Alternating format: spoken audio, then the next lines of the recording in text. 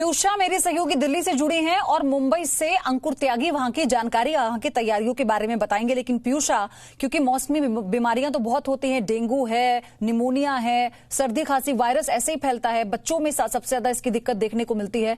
क्या तैयारी होगी जब अभी कोरोना काल में इतना ज्यादा डर लोगों के मन में बना हुआ है?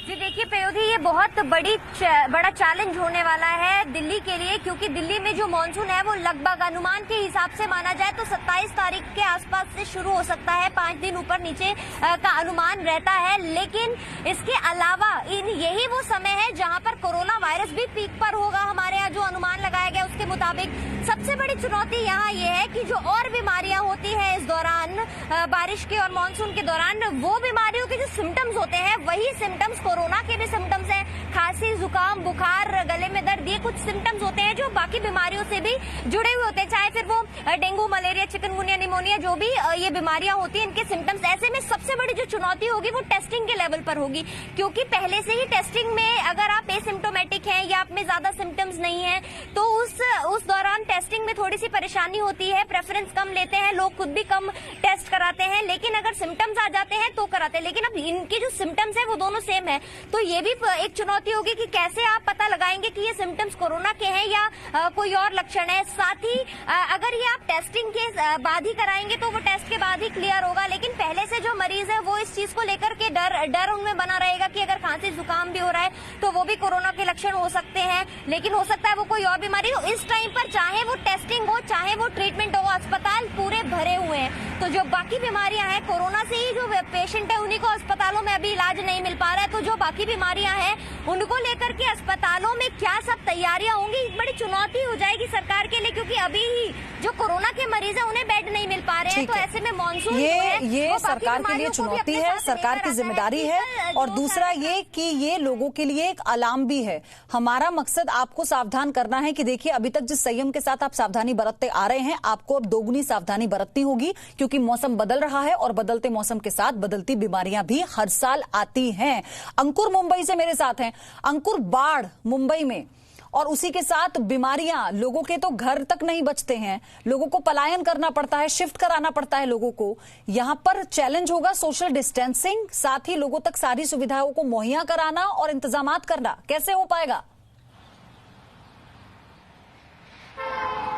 देखिए, फिलहाल बीएमसी और राज्य सरकार की सबसे बड़ी परेशानी ये हो रही है कि जो इंफ्रास्ट्रक्चर एक्चुअली होना चाहिए कोविड पेशेंट्स को लेकर, और खास तौर पे अगर मानसून आपका कंसर्न है, क्योंकि आईएमडी डिपार्टमेंट ने ऑफिशियली ये बता दिया है कि जो मानसून है वो पूरे महाराष्ट्र में आ चुका है।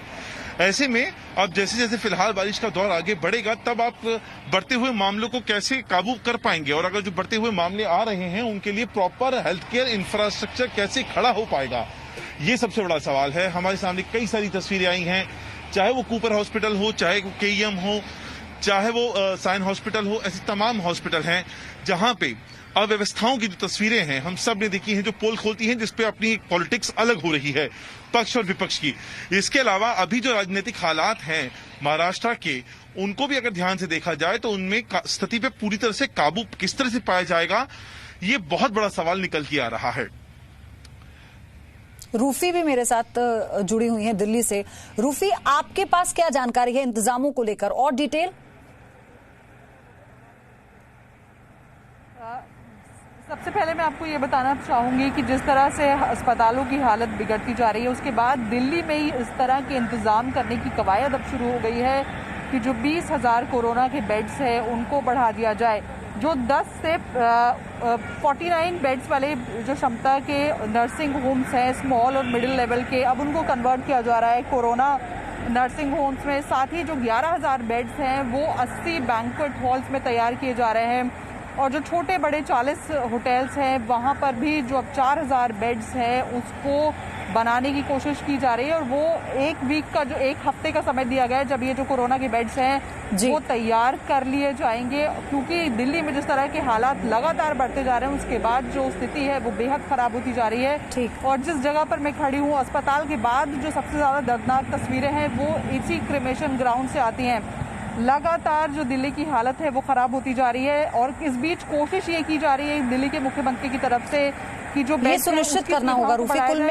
कुल मिलाकर अब लोग ये जानना चाहते हैं भाई कि सरकार के पास, राज्य सरकार के पास उनके लिए प्लान क्या है। दरअसल बात सिर्फ इतनी है क्योंकि अब समाधान की जरूरत है और लोग भी यही चाहते हैं कि सरकार उनके सामने समाधान रखे, समस्या ना रखे। बहुत बहुत धन्यवाद आप सभी का हमारे साथ जुड़ने के लिए। हालांकि गृह मंत्री के साथ दिल्ली के मुख्यमंत्री और उपराज्यपाल सब लोग मीटिंग भी कर रहे हैं, इसकी भी लगातार अपडेट आपको देते रहेंगे। एक ब्रेक लेना है यहां पर छोटा सा, फौरन लौट रहे हैं।